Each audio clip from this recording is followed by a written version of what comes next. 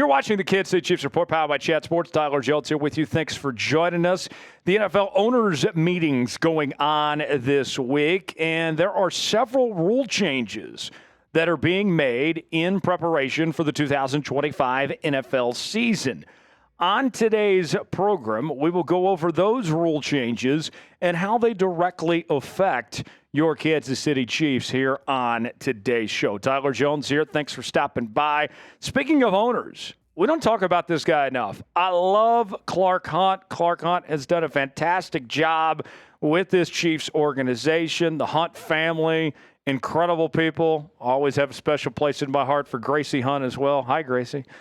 If you love Clark Hunt and want to show him some love here on today's show, hit the like button. I want at least 500 likes for Clark Hunt. He's done a great job with his organization, carrying on his dad's legacy and the decisions that he's made, from Andy to Brett Veach, and just laying the foundation for making this all possible. Clark Hunt, we appreciate you, man. Thanks for everything you've done for the Kansas City Chiefs. One of the best in the biz. Hit that like button to show him some love, and we'll get started with today's show. Let's begin with the kickoff rule changes that are being that's been approved already at this point. This coming in from ESPN's Adam Schefter.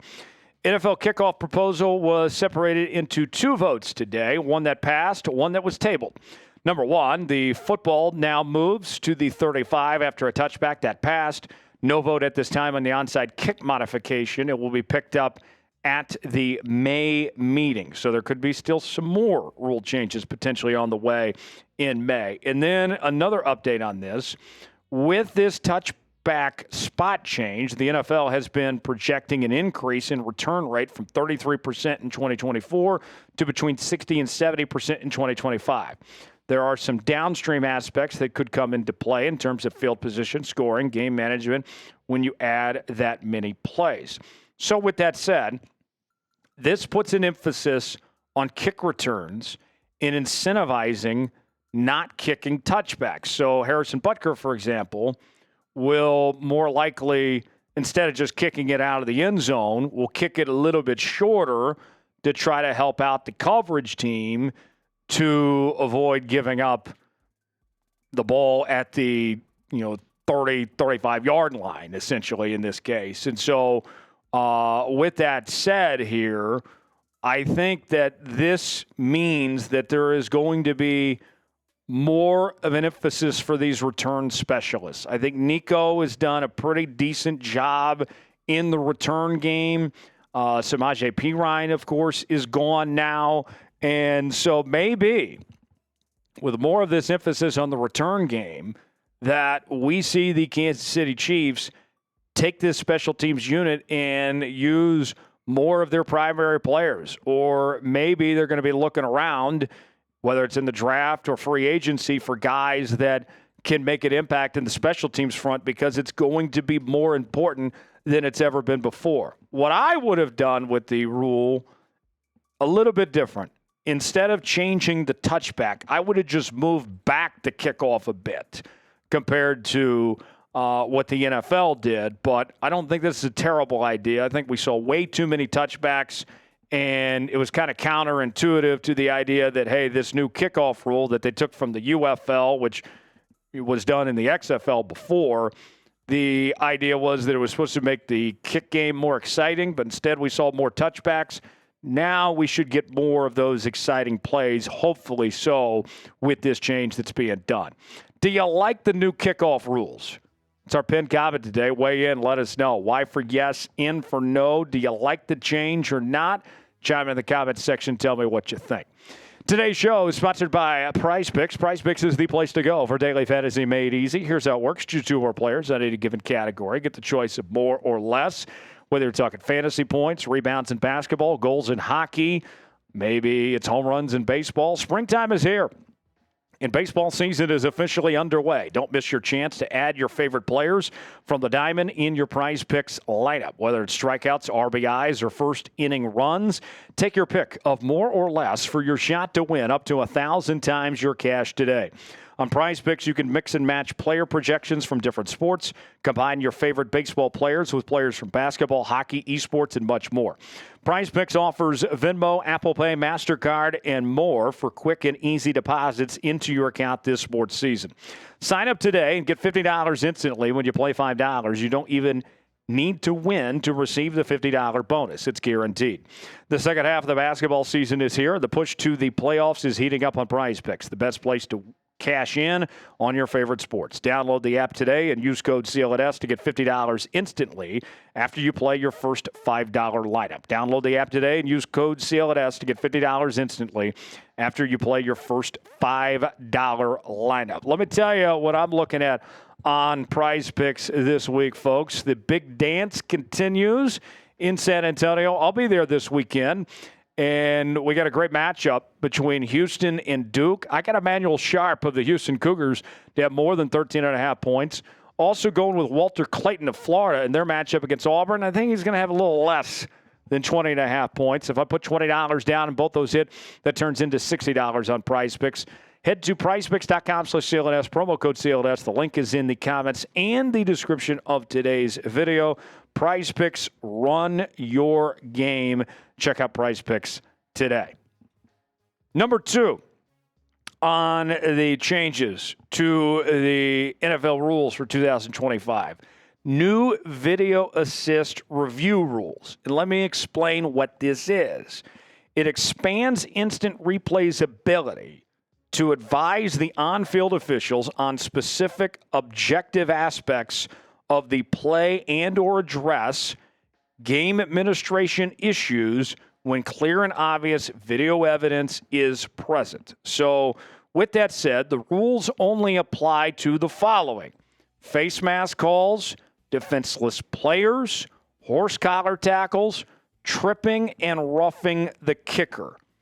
But it only is applied if the flag is thrown. So you can't go back to replay and say, oh, well, we found a face mask here, or we found a tripping or roughing the kicker here. It has to be called in real time, and it can be reversed later. It is not something that they are going to add after they see within the replay. I would like to also see roughing the passer added to this as well. Maybe that's something that they could potentially discuss in May. And taking it back to the Kansas City Chiefs, the example I point to is a couple of years ago in that game against the Las Vegas Raiders when Chris Jones got called for just a ridiculous roughing the passer penalty. And part of it had to do with the rule change. But anyone that was watching knows that should not have been called as roughing the passer. It was a very clean hit on the quarterback, but the way that Carl Cheffers, who was officiating the game that night, interpreted it, that was called roughing the passer. And I think replay review, anybody with a noggin that screwed on properly, unlike Carl Cheffers, would have said that's not roughing the passer. So it's a step in the right direction, but there's still more work to be done. What rule change would you like to see in the NFL? If you could change one thing, what would it be and why? Get in the comments section and let us know what that rule change would be. Number 3, there are changes to the overtime rules, the overtime format, and here's what is going down, as explained by Ian Rappaport of the NFL Network. A couple of rule changes passed. The NFL will now allow both teams to possess the ball in overtime, but amended to 10 minutes. And the expanded replay assist, as we mentioned, has also passed. So what this goes back to, remember the infamous Chiefs-Bills playoff game many years ago when Patrick Mahomes and company marched on down the field and Josh Allen and company didn't get the ball and the Chiefs won and the rest is history, right? Well, then that led to a change in the playoffs, and it was known as the Josh Allen rule. Well, now that same thing's going to apply in the regular season.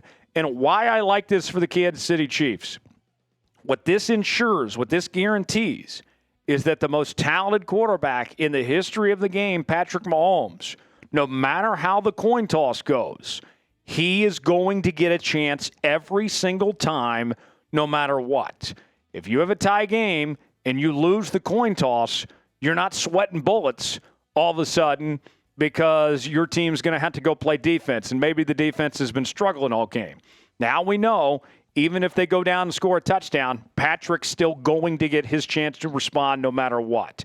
That's a very good thing for the Kansas City Chiefs, despite this rule being based on the Buffalo Bills of all teams.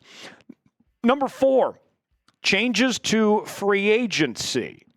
And let me explain as follows. This comes from Albert Breer of the Monday Morning QB from Sports Illustrated, who said this: the Steelers' proposal to allow for Zoom calls during the legal tampering period and for visits to be lined up ahead of the start of the league year passed. Significant change to free agency. And if you go back to free agency for the Kansas City Chiefs, on day one, they did not wait around to sign Jalen Moore and Elijah Mitchell. Those deals were done within the opening hours of the legal tampering period of free agency. Brett Veach has a good track record of not hesitating, of being very forward-thinking and trying to get deals done quick. So for Brett Veach, I would think that's a good thing so he can move things along quicker to bring in the players that he wants in free agency. After the Chiefs got those guys in, it was pretty quiet for the Kansas City Chiefs after that in this first wave of free agency. Number 5, the last major change. The first down chain gang is dead. They are going away. Your mom and dad, your grandpa and grandma's football is over with. Ari Marav of the 33rd team tweeting this out. Official, the NFL announced that Sony's Hawkeye technology will be used next season to electronically measure first downs. The chain crew is remaining on the sideline as a backup, but a new era is officially underway. So if for whatever reason the camera goes down, if we all get abducted by aliens or something and the camera's not working, then we get an alternative. We can still go to the officials for the chain gang on that end. It brings me back to some of the ridiculous moments we've seen with the chain gang. I've been saying for a long time, like, really? We're still dealing with a chain gang in all the modern technology that we have here? Gene Steratore, which just sounds like a disease. I got diagnosed with the Gene Steratore, who's now CBS's lead rules analyst, and he actually does a decent job on CBS. Remember when he got out the index card for that Sunday night game between the Raiders and the Cowboys? Yeah. No more index card. No more visuals like this from Gene Steratore of him just staring into the camera like, yeah, I did that. I'm that guy. I'm Gene Steratore. You're going to get infected with the Gene Steratore disease with my index card here. Yeah, those days are over with. Thank goodness. How would you grade the NFL's rule changes that they have made for 2025? What do you think? A, B, C, D, or F? I think it's solid, but it could be better. I'll go with a B. I think a B is a fair grade. I think it's a step in the right direction. There's some other changes I would like to see, obviously, but I think for the most part, this is pretty good. Give me your grade in the comments section below. I'm a fan of these moves. I think that the NFL made the right call on most of the decisions that they made here. The other thing that was talked about was the tush push. I know the Chiefs don't do the tush push.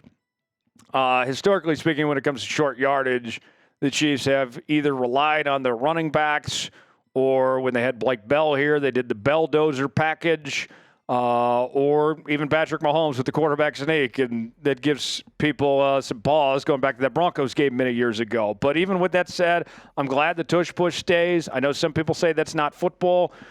What just needs to happen is teams just need to learn how to stop the tush push. That's what it comes down to. All the people bitching and moaning and complaining about the tush push, those are the ones that don't know how to stop it. So if you have a problem with the tush push, you just need to game plan accordingly. And we saw the Kansas City Chiefs do a really good job in the AFC Championship against the Buffalo Bills when the Bills were 0 for 4 on tush push attempts because the Chiefs found a way to stop it. Now, it didn't go so great in the Super Bowl against Philly, but there is a way to stop it. The Chiefs have shown it can be done. Teams just need to figure it out. For continuing Chiefs coverage, subscribe now to the Kansas City Chiefs Report. I'm Tyler Jones. Thanks for joining us. We'll see you next time.